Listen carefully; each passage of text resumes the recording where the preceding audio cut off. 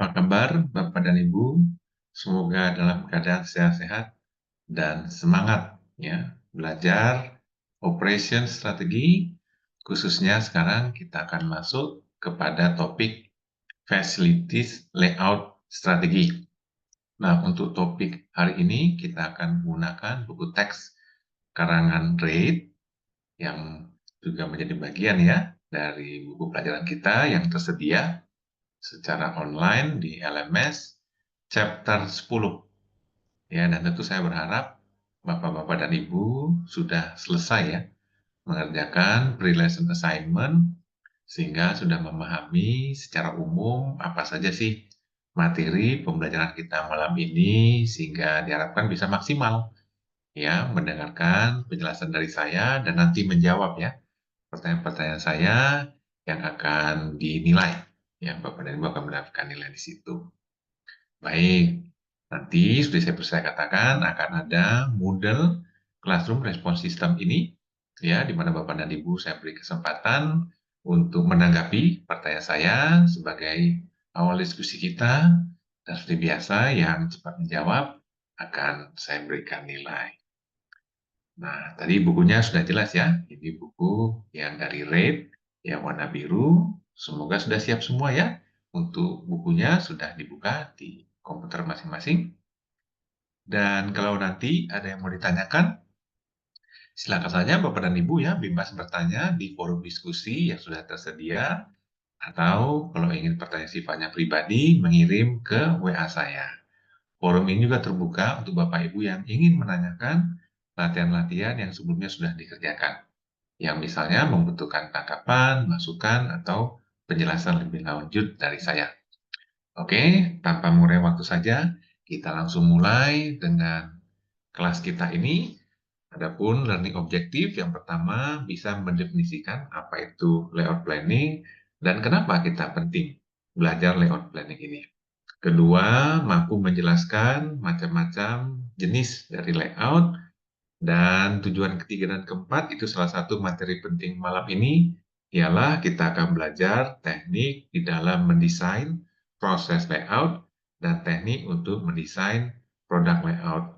Nah, kita akan belajar teknik ini dengan harapan nanti Bapak dan Ibu bisa aplikasikan ya di tugas kelompok ya di project improvement. Baik, kita akan mulai dengan diskusi yang pertama. Silakan siap-siap ya untuk menjawab. Pertanyaannya sederhana, apa sih pentingnya kita belajar pelajaran layout decision ini? Silakan Bapak dan Ibu ya dijawab di sini di Moodle Classroom Response System yang nomor 1. Waktunya saya berikan 2 menit dan di sini ada timer ya. Jadi Bapak dan Ibu bisa melihat timer ini ya untuk mengetahui apakah waktunya masih ada tersisa berapa atau tidak. Ini saya kasih waktu 2 menit. Silakan dijawab di situ. Jadi 5 orang ya mahasiswa yang menjawab paling mantap dan benar akan saya berikan leaderboard point. Ya, saya persilakan untuk dijawab di form Classroom Response System dengan pertanyaan nomor 1.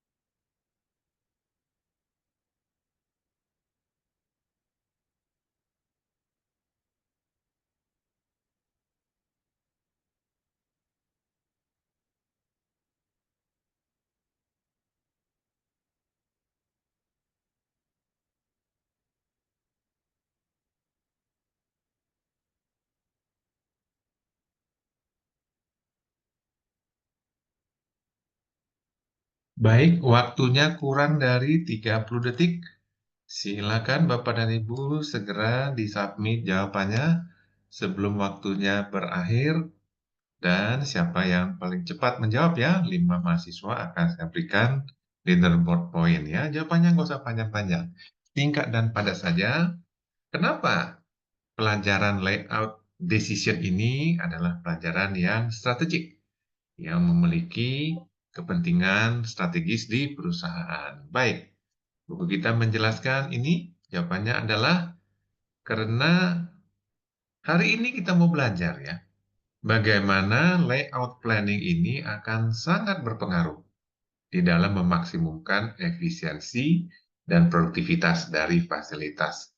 Entah itu fasilitas produksi ataupun fasilitas layanan dari sebuah perusahaan. Dan terkadang kebijakan mendesain layout ini bukanlah kebijakan yang bisa setiap hari diubah.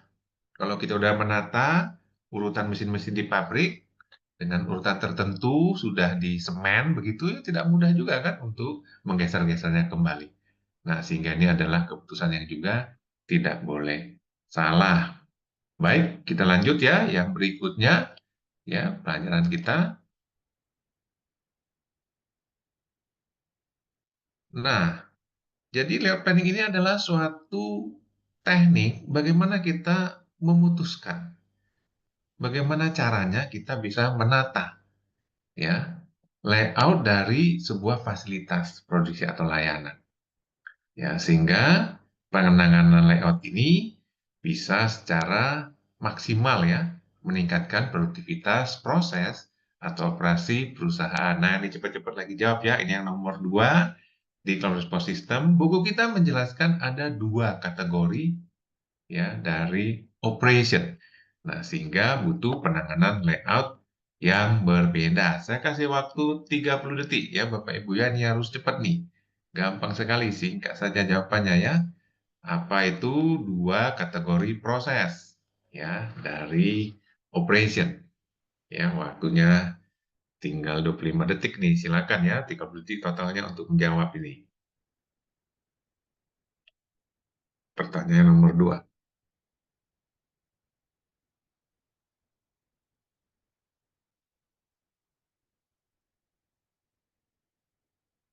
Ya, harus balap ya, singkat padat.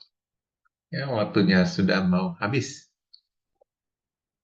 Ya, sudah habis, sudah bunyi belnya. Ya, jadi ada 2 ya kategori utama dari proses, di mana perbedaan kategori ini juga akan mempengaruhi ya layout yang akan kita gunakan. Baik, inilah jawabannya. Jadi yang pertama ada namanya intermittent proses, ya di mana proses itu dia berlangsung ya secara terputus-putus. Tapi ada juga proses yang repetitif, yang berulang, sehingga tahapan-tahapannya itu sudah baku ya. Jadi tahapannya tidak banyak perubahan ya, selalu mengikuti proses yang sama.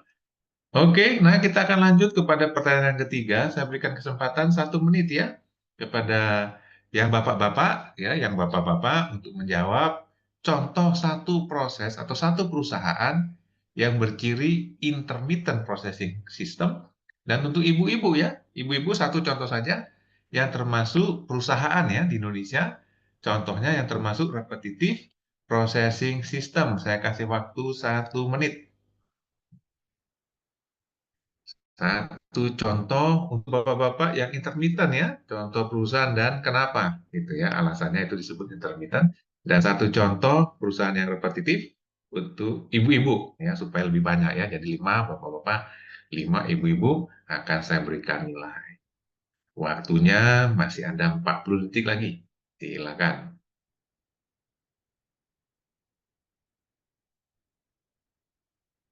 Nah, selanjutnya nanti kita akan belajar bahwa mendesain layout yang intermittent itu tekniknya berbeda dengan mendesain layout yang repetitive processing system. Ya, nah, tapi saya mau nunggu nih teman-teman untuk memberikan contohnya.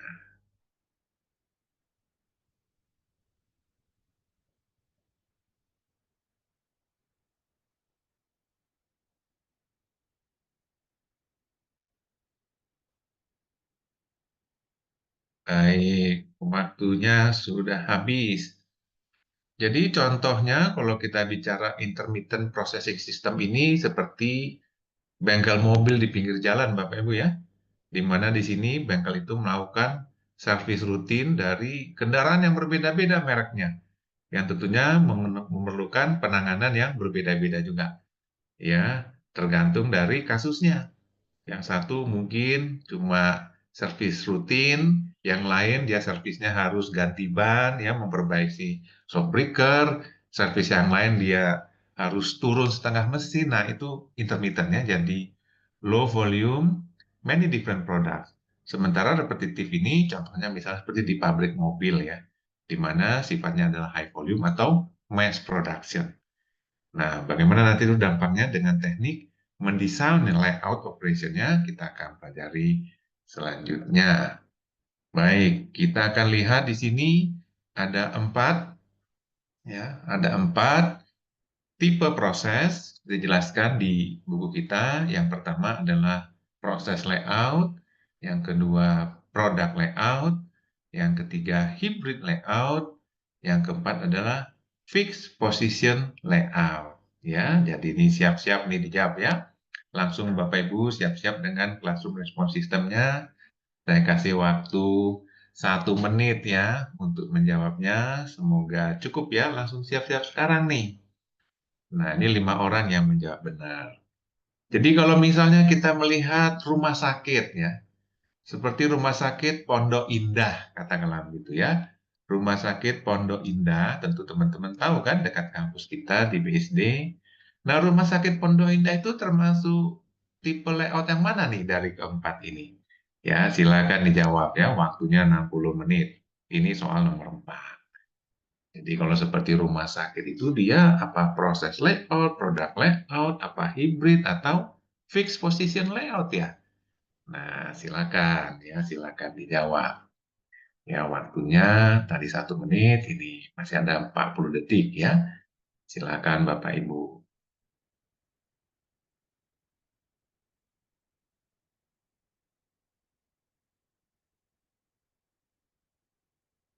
Nah, jadi kita akan melihat nanti bahwa ada 4 tipe layout dan ini juga berarti ada 4 teknik yang berbeda ya di dalam kita melakukan improvement ya, optimasi dari layout sesuai dengan 4 jenis yang berbeda ini. Waktunya tinggal 5 detik. Ya, ini ada timernya ya, Bapak Ibu bisa lihat. Waktunya sudah habis ya, silakan di-submit, singkat padat saja jawabannya. Nanti akan saya lihat tuh siapa yang menjawab benar ya. Itu rumah sakit masuk tipe layout yang mana. Nah, kalau tadi kita cerita seperti pabrik mobil, nah pabrik mobil itu masuk di produk layout. Nah, kalau kita bicara hybrid layout, ini misalnya sebuah restoran yang besar, di mana restoran itu ada layanan yang sifatnya VIP, jadi yang makan duduk di meja-meja seperti itu ya. Tapi dia juga menyediakan layanan yang sifatnya seperti kafetaria, ya seperti kalau kita ke Hoka-Hoka Bento itu ya, ada barisan yang lurus kita bawa tray ya, jika sama itu adalah hybrid layout ya di sebuah restoran yang besar. Ini saya pernah di Cina ya, saya datang ke restoran yang seperti itu. Nah, tambahan bonus untuk Bapak dan Ibu ya, siap-siap lagi menjawab. Tambahan bonus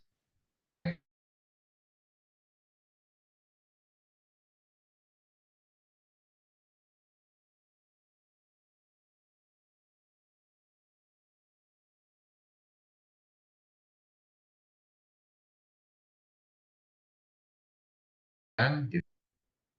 Nah, sekarang kalau yang fixed position layout itu layout perusahaan. Contohnya seperti apa ya? Silakan dituliskan dan nanti seperti biasa 5 orang saya kasih nilai. Pokoknya saya lagi banyak nih kasih nilai nih. Silakan dikumpulkan Bapak dan Ibu ya banyak-banyak.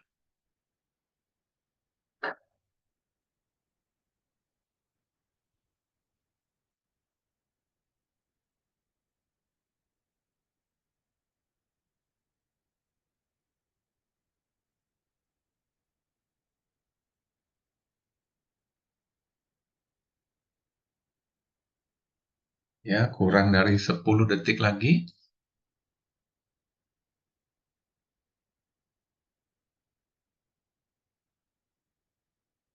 Baik, demikian Bapak dan Ibu ya, sudah ditulis tentu jawabannya. Nah, fixed position layout ini biasanya perusahaan-perusahaan yang proses kerjanya yang sifatnya project. Nah, khusus untuk topik ini, fixed position layout, kita tidak akan bahas malam ini. Namun nanti ada sesi pertemuannya khusus ya. Di sesi pertemuan ke-7, di mana kita akan belajar tentang project management. Ya, seperti itu Bapak Ibu ya. Jadi kita hari ini fokus pada proses layout dan produk layout saja. Oke, saya akan lanjut ya ke slide berikutnya. Ya, kita lihat di sini. Nah, ini ada beberapa penjelasan lebih detail tentang tadi yang saya tanyakan. Jadi hospital itu rumah sakit sudah terjawab di sini ya. Dia termasuk tipe apa dan juga contoh-contoh lainnya. Ini karakteristik unik dari proses layout. Jadi biasanya dia bisa melayani macam-macam.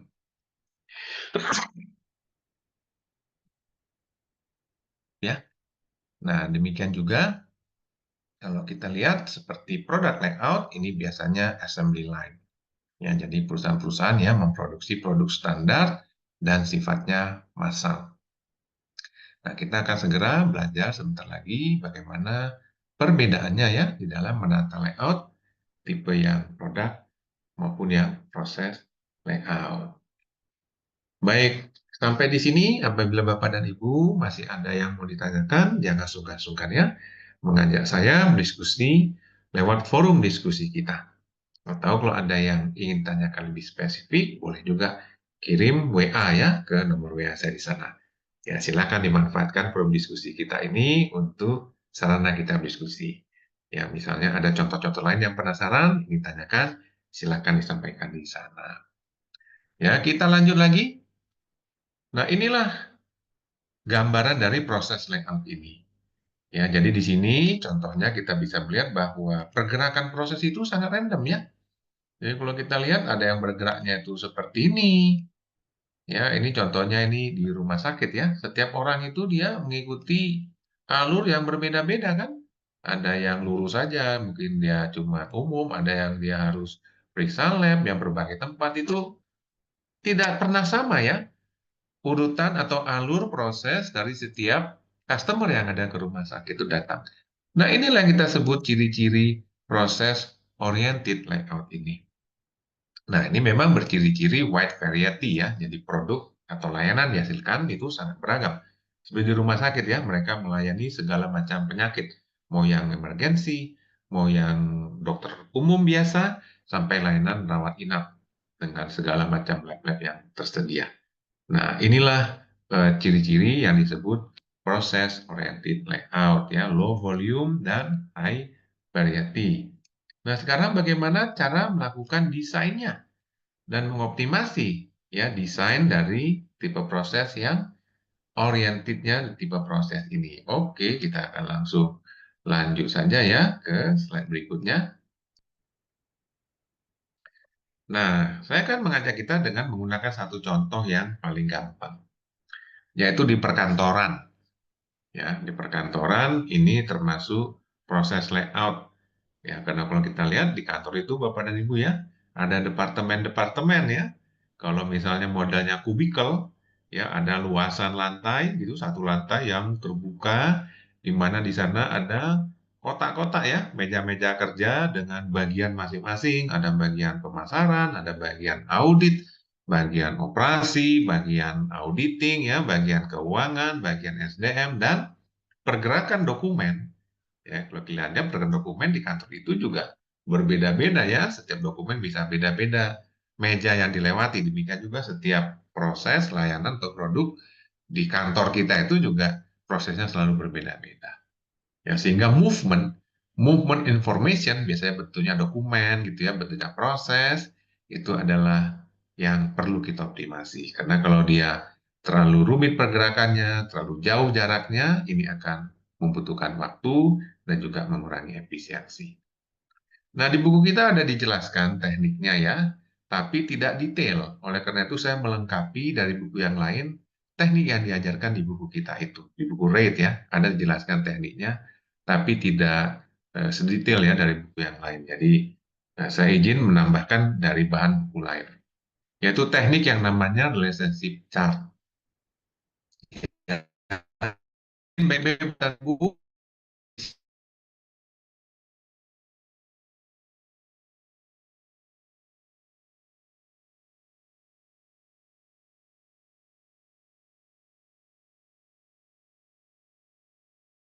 perusahaan yang sedang lah gitu ya, sedang besar ukurannya, dia kalau dilihat di lantai kantornya ini ya, tampak atas, kira-kira ada 6 zona seperti ini Bapak. Ya, ini kira-kira inilah tampak atasnya itu ya, ada 6 zona. Ada ini di bagian admin gitu ya, ini tempat loker nyimpan-nyimpan begitu. Nah, ini bagian pengiriman ya, pengiriman dokumen atau apa, produk perusahaan. Nah, ini bagian produksi, ya, bagian operation, meja-meja di situ. Ini bagian penyimpanan, tool room, ya. Dan ini stok, ya, gudang, ya, gudang. Jadi kalau ini kan kelihatan di sini ya, ada apa? Eh, tampak atas ada 6 area dari sebuah perkantoran. Dan kalau dilihat di sini dia sudah ada ya, sudah ada garis-garis ini nih. Ya, garis-garis ini Bapak Ibu bisa lihat ini ya. Nah, garis-garis ini menunjukkan adalah traffic. Ya, traffic informasi antar bagian-bagian itu. Di mana menggambar ini mengikuti dengan ketentuan di sini ya. Ini yang disebut relationship chart itu. Jadi kita melakukan diskusi, melakukan riset, mendata sejauh mana sih hubungan antar bagian-bagian itu. Misalnya kalau dia A di sini berarti absolutely necessary. Berarti contohnya kalau kita lihat dari matriks ini, chart ini antara stock room dengan production itu kan A ya, berarti sangat penting ya. Kemudian kalau kita lihat, nah, bisa tadi contoh sini ya, production dengan stock room. Nah, itu kita lihat ya, ini banyak garisnya. Karena kalau A itu simbolnya ini ya, yang seperti ini. Nah, sementara kalau kita lihat office, misalnya begitu ya, dengan locker room. Nah, locker room dengan office, kalau kita lihat itu X ya, dia ketemu di sini. Ya, maka dia X simbolnya yang seperti ini, undesirable. Oke, begitu Bapak Ibu ya. Jadi, teknik ini pertama-tama kita memetakan dulu pertama-tama ya. Langkah pertama kita memetakan layout dari existing, inilah layout existing dari kantor kita misalnya seperti itu. Itu langkah pertama. Langkah kedua kita menggambar relationship chart ini. Inilah dia. Ya, untuk traffic informasi antar departemen, antar bagian ini seperti apa? Apakah tinggi itu yang A atau itu rendah sekali atau malah kalau boleh jangan berhubungan ya, seperti itu ya yang X. Nah, sehingga didapatkanlah akhirnya gambar seperti ini. Nah, silakan dijawab pertanyaan saya ini. Saya kasih waktu 1 menit ya untuk menjawabnya. Nah, ini nomor 6 ya Bapak Ibu ya, pertanyaan nomor 6. Pertanyaan saya itu adalah apakah dengan penataan layout yang sekarang seperti ini, ya, dengan penataan sekarang itu sudah baik atau jelek? Kalau baik alasannya kenapa? Kalau jelek alasannya kenapa? Singkat saja. Ya, dengan menata layout seperti sekarang ini, itu sebenarnya udah bagus nggak sih penatanya atau jelek? Nah, kalau bagus, kenapa? Kalau jelek, kenapa? Ya, singkat saja padat ya. Singkat padat langsung dijawab.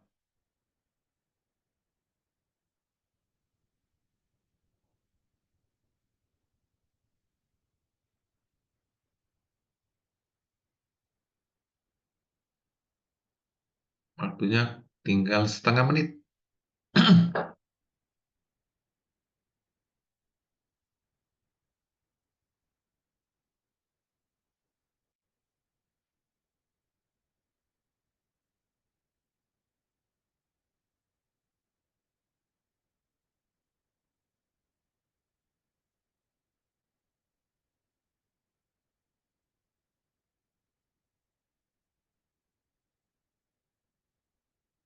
Oke, sudah ya Bapak Ibu ya, dijawab ya. Sudah dijawab. Baik, kita akan langsung lanjut ya. Jadi singkatnya saya bisa jelaskan layout yang sekarang seperti ini posisinya ya. Sebelah-sebelahnya ini masih jelek ya Bapak dan Ibu ya. Masih jelek layoutnya. Nah, karena itu pertanyaan berikutnya silakan digambar di kertas ya. Digambar di kertas, nanti bisa di submit, di foto gitu, di submit ya. Nah, itu ini nomor 7 ya, Classroom Response System yang nomor 7. Nah, coba dibuat usulan desain itu ya. Yang mana yang lebih bagus dibanding ini. Kalau sekarang kan posisinya kan begini ya, dekat-dekatan seperti ini ya. Nah, jadi teman-teman silakan diusulkan desain yang lebih bagus. Ya, desain yang lebih bagus dari layout ini, di mana sebelah mana, dan apa serta garis-garisnya jangan lupa ya, Bapak Ibu juga tetap jangan lupa dibuat garis-garisnya nih ya. Nah, dibuat garis-garisnya ini pakai kertas boleh, ada yang suka pakai Excel, pakai PowerPoint, digambar, pakai handphone juga bisa digambar ya di handphonenya. Nanti jangan lupa difoto, kemudian disubmit untuk saya lihat ya desain mana dari kelompok yang lebih baik dari desain awal ini. Saya kasih waktu 2 menit ya, silakan.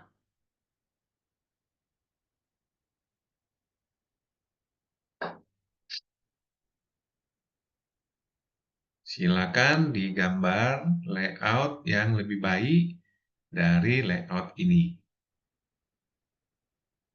Nah, inilah teknik improvement ya, tools yang namanya relationship chart yang bisa digunakan untuk improvement layout dari sebuah proses ya. Operation yang bertipe proses.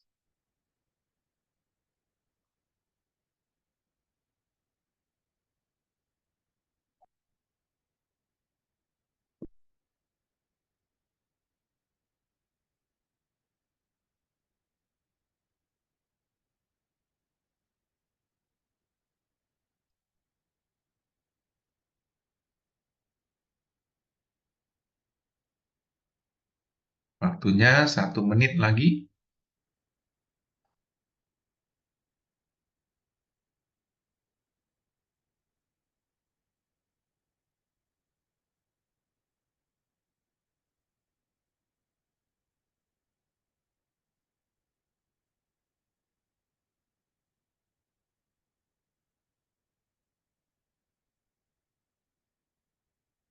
Seperti biasa, 5 orang mahasiswa yang menjawab paling cepat ya dan benar jawabannya akan saya berikan leaderboard point. Ya, Bapak Ibu ya, nanti di pertemuan kita berikutnya saya akan tunjukkan ya jawaban-jawaban dari diskusi ini. Kita bisa lanjut juga kalau perlu, serta siapa nih teman-teman ya, Bapak dan Ibu yang mendapatkan nilai dari saya karena menjawab dengan baik dan tentunya cepat ya menjawabnya. Ya, waktunya tinggal kurang dari 5 detik lagi ya, udah hampir selesai nih. Silakan segera disubmit ya jawabannya ya. Sebelum terlambat, silakan disubmit. Mana itu layout yang lebih baik? Jawabannya bisa lebih dari satu, Bapak dan Ibu ya. Karena teknik ini memang memberi kesempatan kita secara fleksibel ya untuk mengusulkan layout-layout yang lebih baik. Namun saya mau tunjukkan di sini contoh. Ini contoh layout yang sudah lebih baik dari sebelumnya. Ya, ini dia. Ya, jadi di sini sudah tidak ada lagi yang X yang harusnya berjauhan tapi terlihat dekat sudah tidak ada lagi seperti semula. Ya, jadi ini contoh layout yang sudah diimprove. Dan biasanya kinerja atau produktivitas dari mereka-mereka yang kerja di layout yang baru ini akan lebih tinggi dibandingkan dengan layout yang lama. Ya, demikian Bapak dan Ibu ya untuk teknik yang tipe proses ya layoutnya. Baik, karena kita akan masuk yang kedua, yaitu bagaimana mendesain ya kalau tipe prosesnya tuh tipe operasinya tuh berbasis produk. Ya, jadi kalau berarti produk ini berarti low variety ya, jadi produksi itu standar dan high volume.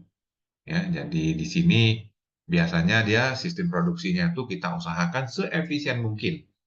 Ya, karena memproduksi dalam jumlah yang besar dengan varian produk yang minim atau bahkan hanya satu atau dua saja dengan produksi yang besar. Nah, oleh karena itu, gimana nih cara mengoptimasi layout-nya? Nah, ini kita sebut tipe layout yang berorientasi produk. Saja nih dengan latihan ya, saya sengaja memberikannya dalam bentuk latihan untuk memudahkan Bapak dan Ibu memahami ya, memahami dari konsep berorientasi produk ini. Nah, contohnya adalah ini. Ini adalah salah satu proses di sebuah pabrik, katakanlah ini produk yang memproduksi spare part elektronik. Ya, jadi kalau kita lihat di sini ada flow produksinya yang kira-kira bentuknya seperti ini ya. Nah, ini dengan meja-meja kerjanya ada 6 orang yang bekerja, Bapak Ibu ya. Ini kita hitung yang ketiga, keempat, kelima, keenam. Ada 6 orang yang bekerja, di mana setiap orang ini dia membutuhkan waktu, misalnya si orang pertama ini yang press 10 menit ya, untuk kerja membuat spare part itu ya, untuk tahapan yang pertama, yang kemudian dia menjadi produk setengah jadi, begitu dia berikan kepada orang yang kedua. Dia melakukan proses trimming ya, pemotongan di situ butuh waktu 2 menit, kan gitu ya. Kemudian ada spring, nah ini ditambah spare part berupa per, baut-baut seperti itu ya, lamanya 5 menit. Kemudian proses itu juga berlanjut ya, menjadi proses inspeksi, diperiksa apakah ada yang salah atau tidak, ya, dites, ya, jalankan, kemudian quality control, dilihat faktor hal-hal yang lain, ya, masih ada yang kurang nggak, ada yang cacat secara fisik, 3 menit, baru terakhir di packaging, ya, kit atau spare part elektronik ya, yang diproduksi misalnya di sini sudah selesai, maka dimasukin ya, di dalam kemasan, ya, dikasih kemasan karton, dan seterusnya, kasih label, barcode, siap ya, siap untuk dijual, ya, dikirim kepada customer-nya. Nah, inilah contoh dari yang disebut produk layout itu. Karena prosesnya kan sama ya, membuat spare part, terus saya begitu setiap hari. Oke, sudah siap-siap Bapak dan Ibu ya? Siap-siap ini. Jadi ini kita masuk diskusi yang ke-8 ini ya. Siap-siap langsung di situ nanti dijawab ya. Pertanyaan saya itu ya, pertanyaan saya yang pertama, ya, pertanyaan saya yang pertama, ini 5 orang ya, yang menjawab dengan cepat dan benar. Saya kasih waktu 60 detik alias 1 menit. Ya, silakan dijawab pertanyaan ini ya. Jadi dalam 1 jam berapa yang diproduksi oleh pabrik ini atau proses ini? Ya, waktunya 60 detik. Jadi dalam 1 jam berapa bisa diproduksi? Di pabrik ini ya, ada 6 orang yang bekerja. Tadi di orang yang pertama, dia lamanya 10 menit. Orang yang kedua lanjut ya, lamanya 2 menit. Orang ketiga 5 menit. Nah, pertanyaan saya, dalam 1 jam berapa bisa diproduksi? Silakan Bapak dan Ibu ya, 1 menit ya. Saya kasih waktu ini, jawabannya singkat padat aja. Tinggal sekian unit. Nah, udah gitu ditulis jawabannya ya. Nah, berapa output dalam waktu 1 jam? Ya, silakan dijawab. Kalau prosesnya seperti ini, ya, kalau mau dikasih hitung-hitungannya boleh, mau langsung berapa outputnya saja juga boleh, ya Bapak dan Ibu ya, silakan. 10 detik lagi waktunya.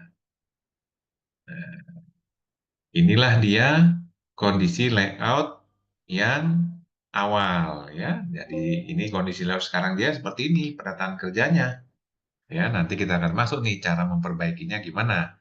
Tapi sebelum kita belajar cara memperbaiki layout kerja yang kondisi seperti ini, yang pertama kita harus hitung dulu kan produktivitasnya. Produktivitas pabrik ini yang ada 6 orang karyawan ini dalam 1 jam bisa produksi berapa, gitu ya. Nah, yang berikutnya ini gampang ya. Yang berikutnya ini gampang. Ini harusnya semua pada bisa menjawab ya. Nih, perhatikan nih tadi ada 6 orang kan yang bekerja Bapak Ibu ya. Tolong diperhatikan. Ada 6 orang ini yang bekerja ini kan. Nah, pertanyaan saya berikutnya, siapa operator dari 6 orang ini yang paling sibuk ya, dan siapa operator yang paling nganggur? Nah, silakan dijawab ya. Yang paling sibuk siapa? Yang paling nganggur siapa? Waktunya juga 1 menit saya kasih ya.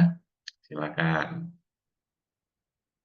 Dari 6 orang ini, orang yang keberapa yang paling sibuk? Ya, orang yang pertama kan si press. Orang yang kedua si trim. Orang yang ketiga si spring. Nah, orang yang keberapa tuh? Ya, yang paling sibuk. Ya, silakan Bapak dan Ibu ya. Ada waktunya di situ. Ya, dan siapa pula yang paling nganggur kan? Seperti itu ya. Silakan.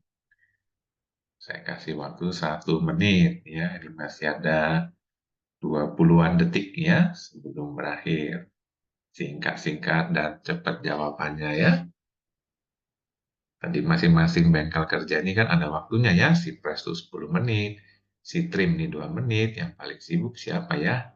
Gitu, harap langsung dijawab.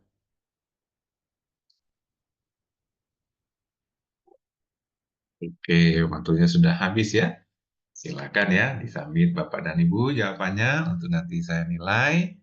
Nah, kalau kita lihat nih, gampang sekali kan jawabannya Bapak dan Ibu ya. Dari sini tentu yang paling sibuk itu si Bapak yang kerja di pres ini. Ini yang paling sibuk ya. Karena dia membutuhkan waktu 10 menit satu kerjaan ya. Jadi dia ini nggak habis-habis ini kerjaannya ya. Sementara yang paling santai ini inspection ini. Karena setiap kerjaan tuh hanya 1 menit ya. 1 menit dia kerja, 9 menit dia nganggur tuh. Sementara si kawan yang di press ini, dia terus-terusan bekerja. Karena satu kerjaan dia harus selesaikan dalam waktu 10 menit. Nah, dari sini terlihat ya Bapak dan Ibu ya, bahwa kesibukan tiap mereka ini kan beda-beda nih. Ada yang santai, ada yang sibuk, kan begitu ya. Nah, inilah menyebabkan inefisiensi itu. Nah, tantangannya biasanya di dalam produk layout ini bagaimana kita melakukan line balancing. Ya, istilahnya tuh line balancing. Bagaimana waktu kerja setiap bengkel kerja ini ya sedapat mungkin tuh sama ya, sedapat mungkin uniform. Karena semakin kita bisa setarakan itu, maka akan semakin naik terus ya efisiensinya, tidak tidak banyak lagi yang menganggur.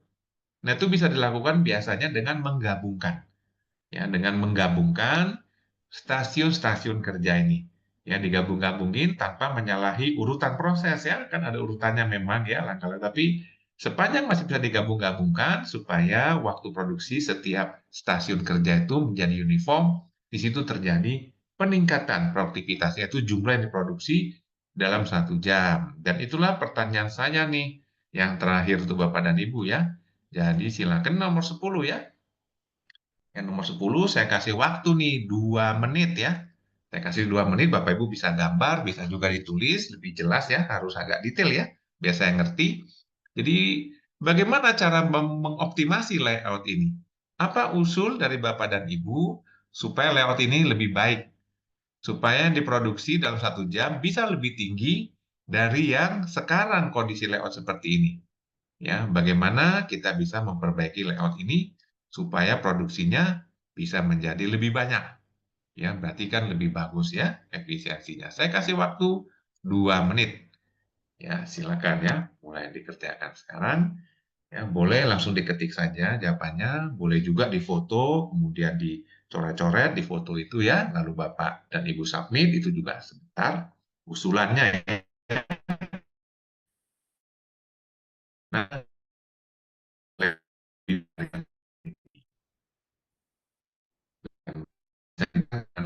yang baru itu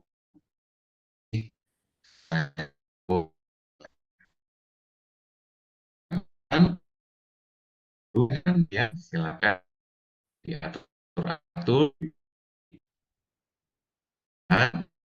ya kalau misalnya sudah usulannya menjadi beraktivitas dari perusahaan bisa dari yang kondisi sekarang seperti ini. Nah,